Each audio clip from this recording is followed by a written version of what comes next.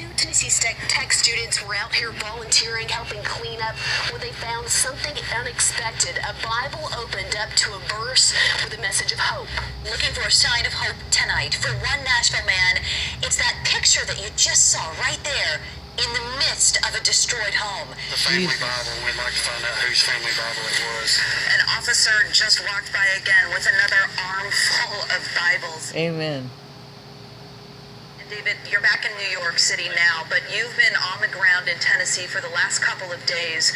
What did you maybe see or hear that will haunt you in the days to come? I will never forget hearing the story of the father and the young boy who were thrown from their home and found about 50 yards away in the tree line. I'll never forget the couple who survived, who said we were guided by the lightning.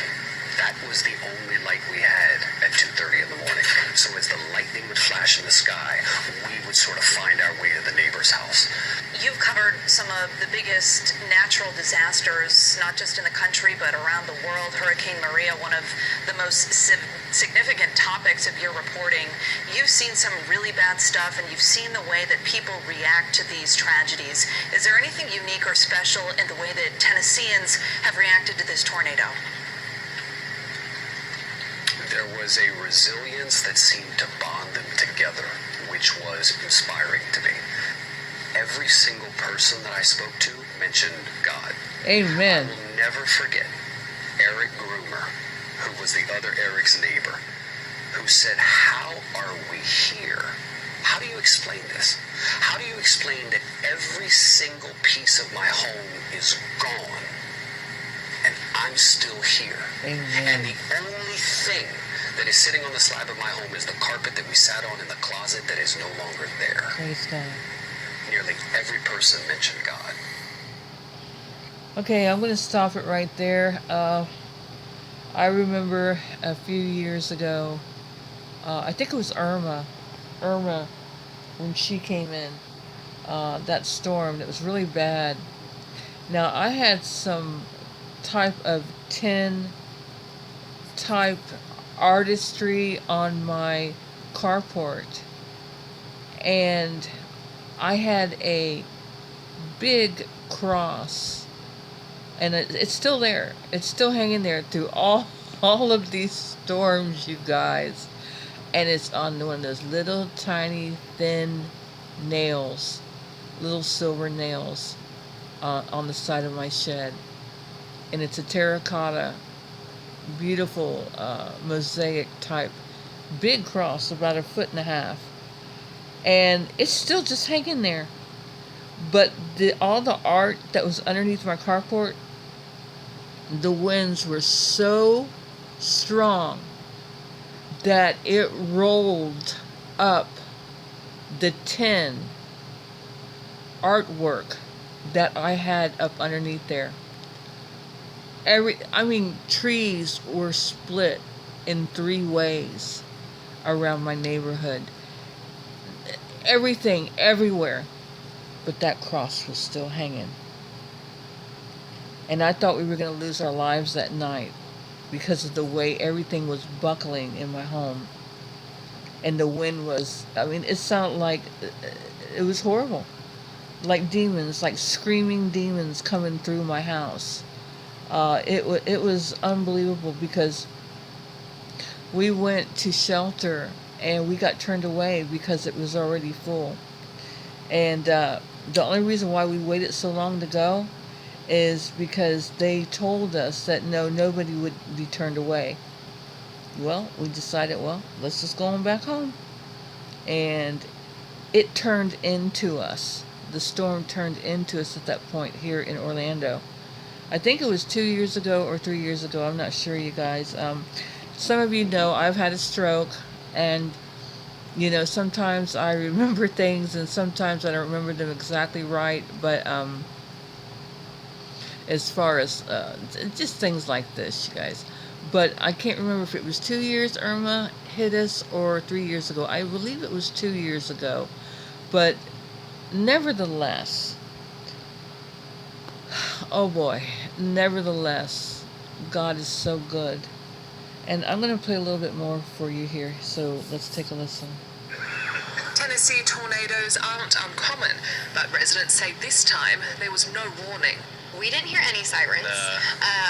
I woke up after the fact. and the ceiling started coming down on us. This was the deadliest tornado outbreak in the U.S. since exactly 1 year ago today. New images emerging of this ominous warning in the middle of the night. Blaring tornado sirens, drowning out live music in downtown Nashville. In Nashville alone, hundreds were left homeless. Schools, courts, public transportation, an airport, and the state capitol were closed. Officials scrambled to find alternate sites for Super Tuesday voting. Tennessee, the first to feel the brunt of America's 2020 tornado season. It's unbelievable. I never dreamed it would ever happen to me. Never. Tornado victims reacting to homes hammered by Mother Nature's power. The scene is surreal. Stunned residents have come out to look at the damage in every direction. Winds of up to 260 kilometers an hour ripped buildings open, scattering debris across Nashville and its neighboring counties. Our hearts are full of sorrow for the lives that were lost. It's a vicious thing. Those tornadoes, I've seen many of them during a 3-year period, and I've gotten to see the results, and they are vicious. After the tornado blazed a 2-mile trail of debris, shattering lives. But dozens are still missing in the aftermath of the deadliest storm to hit the state in almost a decade. You might recognize Taylor Hicks from American Idol, the country music singer, among the many victims here. The vibration is what I'll never forget. He shared his survival story, jamming himself inside this closet in his garage. You won season 5 of American Idol. You said that 6 months was insane. Not as insane as the 30 seconds in there. Doesn't even compare. I mean, doesn't even compare. Just down the street, parishioners praying outside of a church with no facade. I went outside and, after this minute and a half of fury, I walked outside and I looked up and it was the clearest, starriest southern sky that you could possibly imagine. What did you think when you were looking at the stars? I think everybody was thanking their lucky stars to be alive. Tennessee's first case of coronavirus confirmed. People are suffering, just beginning to recover. Tens of thousands of people dealing with the effects of the tornadoes, and now this news about the coronavirus. But I think the thing that we need to remember is that preparedness is how we deal with situations like this. Possibly the gravest threat to the world economy since the 2008 global financial crisis. That's according to the OECD, as the coronavirus epidemic slams all sectors of the economy. The spread of the coronavirus has pushed the pause button on one of the world's biggest economic powerhouses. We're coming on the air at this hour with breaking news there. Wall Street ending one of the worst weeks of trading since the financial crisis in 2008. We're starting to get to that point where those supply chains are going to have massive disruptions.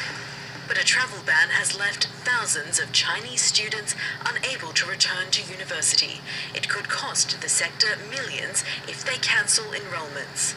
Thailand has lowered its growth outlook for the year as its economy suffers from the absence of Chinese tour groups. Italy's already sluggish economy will take a further hit with a number of towns and manufacturing hubs in lockdown. And trillions of dollars has been wiped from US equities, pushing stock markets around the world into the red. What we're also seeing is a disruption. Okay, I will leave a link on this video. This is his channel is called Jason A, and I've been watching him for years. And well, I go in splurts with people. And when I saw these stories about God in the Bible, well, it touched me, because He is the only answer for us right now. I want to say that I think everything is being downplayed, and I want to say that I have never seen anything like it. You know, they're not haphazard suits, but they might as well be. They're all over the place, and that's what they're wearing. Why? I mean, cities, huge cities are being shut down. And then you look at the horsemen, you look at the white horse, the red horse, the black horse, the pale horse. And like I've always said, and I'll say it again, I believe all these horses are going to run at the same time. Meaning, well, we have the Antichrist, we have war, we have death, and we have famine.